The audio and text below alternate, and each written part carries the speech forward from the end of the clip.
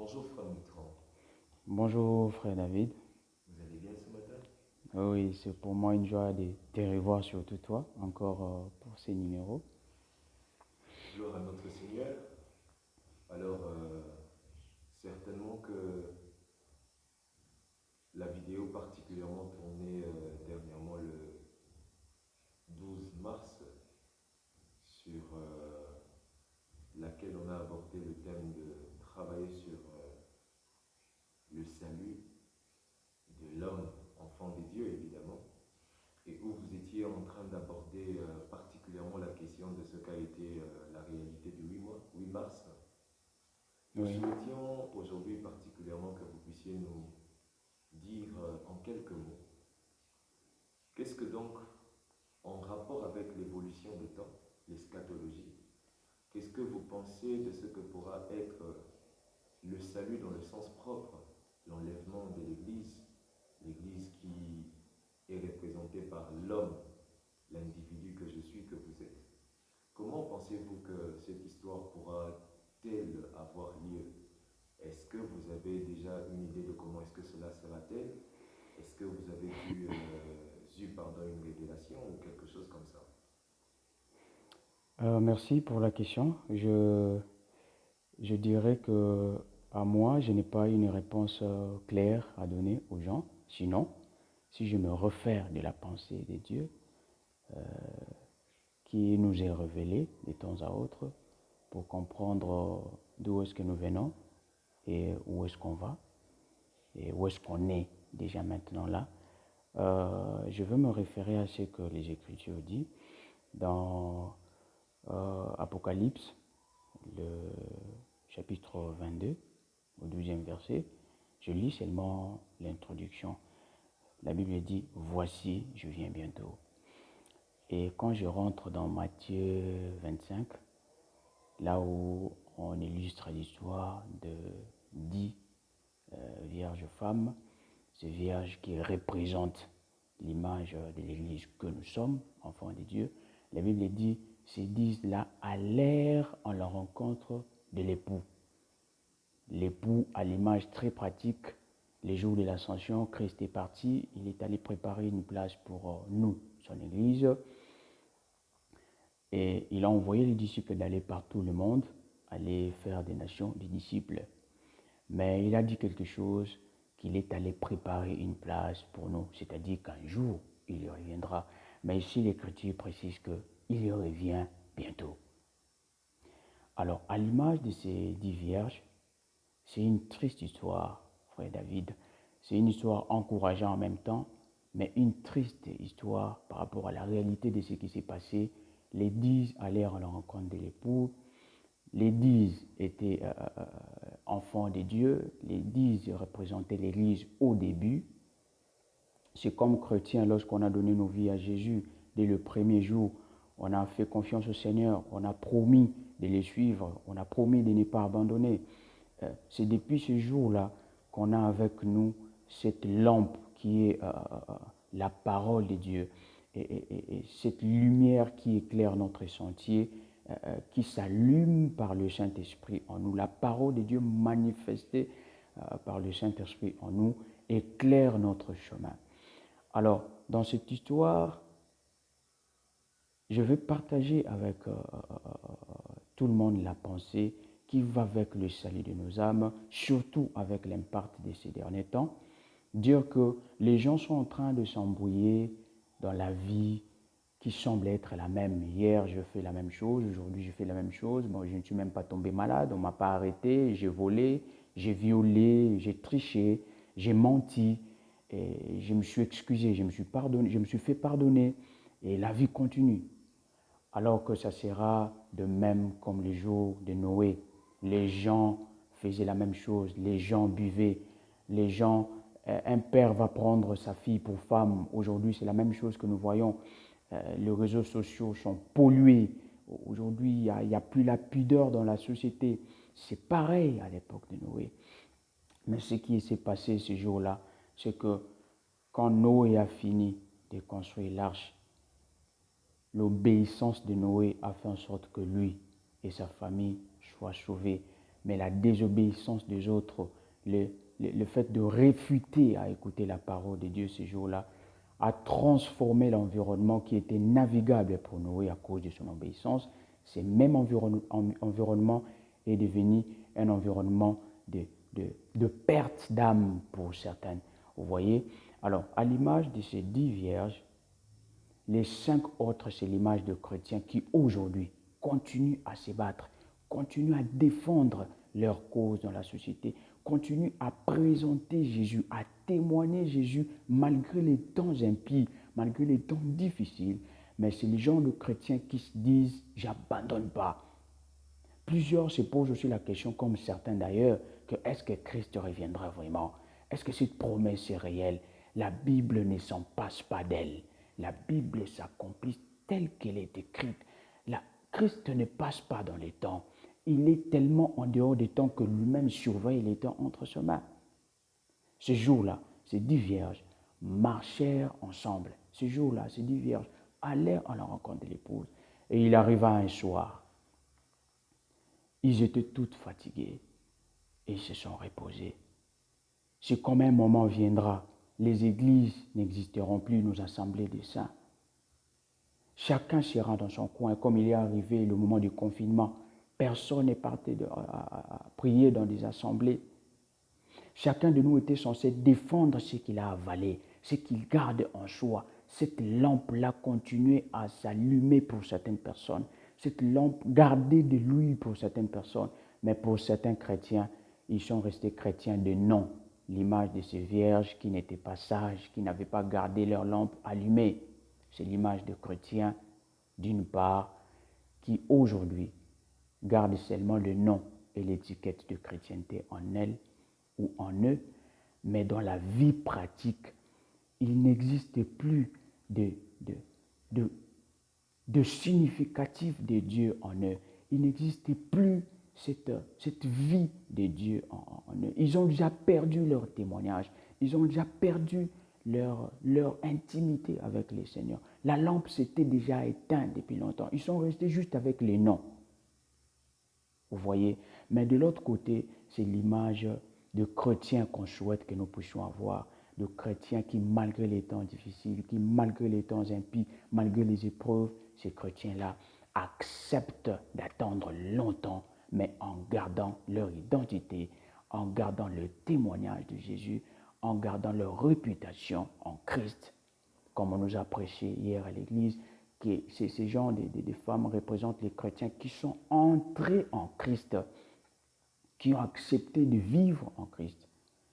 Et pour finir, un soir est fini par arriver où l'époux est rentré. Quand l'époux est venu, la Bible nous dit quelque part que seul l'esprit éveillé qui sera enlevé. C'est-à-dire c'est la lampe qui s'allumera, qui verra la venue de Christ. C'est la lampe qui sera allumée. L'époux était venu et les 5 sages femmes étaient réveillées. Les 5 autres qui n'étaient pas sages, pour le fait de ne pas garder leur lampe allumée, étaient aussi réveillés. Mais seuls ceux qui avaient les lampes allumées sont entrés dans la salle de noces. Et regarde ce qui se passe, frère David. Les 5 autres ont voulu demander de l'aide à leurs amis, de leur prêter de l'huile. Ça ne se fera plus. Notre frère Patrice a chanté Bokolukaba pasteur Mikoloana me bakomona na sujute. Bolukaboke na l'église Rosala sujute. C'est la même chose comme ce jour-là. Vous allez demander de l'aide à vos frères, mais personne ne sera sauvé par l'aide de son frère. Personne ne sera sauvé par l'effort de son mari. Personne ne sera sauvé par l'effort de son frère ou de son père parce qu'il est pasteur. Le salut est individuel. Ces 10 vierges nous enseignent sur les efforts que nous devons fournir pour être sauvés, pour le travail que nous devons bâtir pour être sauvés. Conserver sa lampe allumée, c'est un travail. Ne pas trahir Jésus, c'est un travail. Confesser Jésus là où tout le monde l'a abandonné, l'a renoncé, c'est un travail. Garder la chrétienté face à toute épreuve, c'est un travail. C'est un travail qui nous rend des nerfs solides. C'est un travail qui nous pousse. Régner Jésus, c'est un travail, mon frère. Régner Jésus, ne pas régner Jésus, plutôt c'est un travail à faire. Et ces 5 sages sont entrés dans la salle des noces. Et voilà ce qui est arrivé. Les 5 sages ont dit à leurs sœurs, nous ne pouvons pas vous prêter de notre huile, allez chercher. Alors qu'ils étaient partis, elles étaient parties chercher, les 5 sont entrés dans la salle. Et la triste finalité de cette histoire, c'est que ce n'est pas les 5 autres là qui avaient fermé la porte, c'est lui-même le maître, c'est lui-même l'époux qui avait fermé la porte de la salle des noces. Et ceux qui sont venus après ne sont plus entrés. C'est ce que la Bible dit ces jours-là. Plusieurs viendront et diront que Seigneur, Seigneur, j'ai même chassé des démons. Oui, les démons pouvaient que fléchir à mon nom. Mais vous, je ne vous reconnais pas. Je ne vous ai jamais connu. C'est l'image de ces femmes qui n'avaient pas de lampe allumée. Chrétiens, oui, mais les lampes éteintes. Il en sera de même comme le jour de Noé. Ce n'est pas Noé qui a fermé l'arche. Derrière les dos de Noé, l'Éternel lui-même a fermé l'arche pour que Noé ne porte pas, pour qu'on n'endosse pas sur Noé le fait de priver à ses frères d'être sauvés. Noé n'a pas privé ses frères d'être sauvés, mais c'était leur incrédulité, c'était du fait qu'ils étaient confiés, ils se sont emballés dans l'ambiance de ce monde, parce que le monde peut tout te donner pour oublier Christ. Mais ceux qui savent ce que Jésus est pour eux, ceux qui savent ce que Christ peut faire pour eux, ceux qui savent ce que Christ compte dans leur vie, ceux qui savent que Christ est la raison de leur être, ceux-là n'abandonnent pas. Frère Mitterrand, excusez-nous, mais quelque part vous êtes en train de dire que les vierges, les sages, Oui. n'ont pas eu à pouvoir partager leur huile avec les 5 autres. Oui. Ne pensez-vous pas que là ce soit comme une sorte d'égoïsme, d'égoïsme surtout, et puis une sorte de manque d'accomplissement de ce que la parole même signifie, de pouvoir s'entraider ou se supporter les uns les autres. Qu'est-ce que vous pensez de cette réalité? Par là, je veux aller droit dans la Bible. La Bible nous dit quelque part, lorsque les disciples posent la question à Jésus, qui est celui-là qui est censé être appelé disciple? Ou bien, que doit faire celui qui doit suivre Jésus? La Bible dit que c'est lui qui veut me suivre. Là, c'est Christ qui répond. Celui qui veut me suivre doit porter sa croix. La Bible ne parle pas de porter la croix, la Bible dit de porter sa croix. C'est-à-dire par rapport à la réaction de ces 5 vierges qui avaient répondu à leurs sœurs que nous ne pouvons pas vous prêter de nos lampes ou de notre huile. Ils n'ont pas joué de l'égoïsme à ce niveau-là. Ils ont juste répondu parallèlement à cette parole que la Bible nous dit que celui qui veut suivre Jésus doit porter sa croix. C'est-à-dire la Bible nous appelle à une certaine responsabilité que nous devons assumer personnellement. C'est-à-dire, dans notre marche, nous pouvons nous encourager. Je pense que pour arriver jusqu'au jour où l'époux est rentré, ces 10 vierges étaient en train de marcher ensemble. Ils étaient en train de s'encourager forcément. Ils étaient en train, pour preuve, ce soir-là, ils se sont endormis, les toutes. Donc, ils étaient aussi toutes fatigués. Mais je me pose aussi la question, est-ce que les 5 autres ne remarquaient pas que leur lampe n'avait plus d'huile? Donc, c'est le genre de chrétiens qui, malgré le fait qu'elles peuvent être encouragées des autres, malgré le fait qu'elles peuvent être interpellées par les autres, mais ils pensent que les autres ne sont pas des dieux pour les juger. Ils pensent que leur expérience d'hier, c'est-à-dire la lampe qui s'allumait au début, là, lorsqu'ils ont donné la vie en Christ, cette lampe-là n'a pas besoin d'entretien. C'est le genre de chrétiens qui pensent que le jour où on a donné la vie à Jésus, on a dit, on a reçu le salut en Christ, et c'est fini. Non! La confession qu'on a fait là, c'est un vœu. C'est comme quelqu'un qui rentre dans un mariage. Le mariage, la vie dans un mariage, le parcours d'un mariage ne suffit pas, ne se tient pas sur le petit mot qu'on se déclare les jours-là à l'hôtel de ville ou à l'église. Mais la vie doit se cultiver dans les mariages. Cet amour-là qu'on a témoigné en public doit se justifier, doit se vivre, doit se consommer chaque jour dans les mariages. C'est la même chose avec notre relation avec Christ. Ça ne suffit pas de dire que Jésus, je t'aime. La Bible dit que celui qui aime Dieu garde sa parole. Donc, si ces femmes-là avaient été vraiment ceux-là qui portaient l'amour pour l'époux, ils devraient garder la parole. Les 5 autres qui avaient gardé les lampes allumées répondent très clairement à ce que la Bible dit. Elles avaient aimé Dieu. Elles avaient l'amour de l'époux. Elles étaient fidèles d'ailleurs, voilà. Parce qu'elles avaient gardé la promesse que l'époux leur avait faite que je reviendrai. Voilà, raison pour laquelle elles avaient gardé la parole. Cette lampe-là, c'est l'image de la parole de Dieu en nous, qui doivent allumer notre vie, qui doivent s'enflammer dans notre vie, qui doivent éclairer notre vie chaque jour.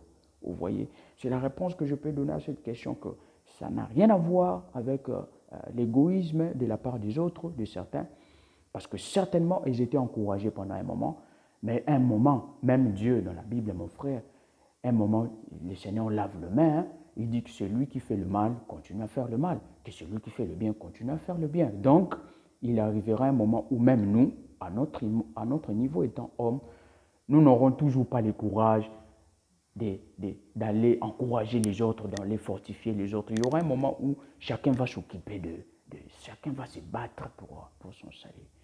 Donc voilà un peu la réaction, l'interprétation que je fais par rapport à votre question que vous m'avez posée. Merci beaucoup, en tout cas, pour votre disponibilité pour cet échange, combien bénéfique, et certainement que ça va bénir le peuple de Dieu. Nous prions très certainement que par ces quelques mots, le Seigneur passe afin de pouvoir faire du bien à plusieurs. Votre mot de la fin, frère Mefran. Merci, comme ce n'est pas une habitude, mais c'est pour moi une façon d'exprimer ma gratitude, surtout envers vous, d'avoir pris, n'est-ce pas, cette initiative de mettre à la disponibilité de tout le monde cette petite pensée par support numérique. Merci beaucoup aussi à tout le monde qui nous soutient dans ces projets, dans cet échange. Je pense que le Seigneur est fidèle, il est juste. Il ne manquera pas à coller à chacun de nous ce qui lui revient de prix. Voilà, merci beaucoup. Merci, à très prochainement.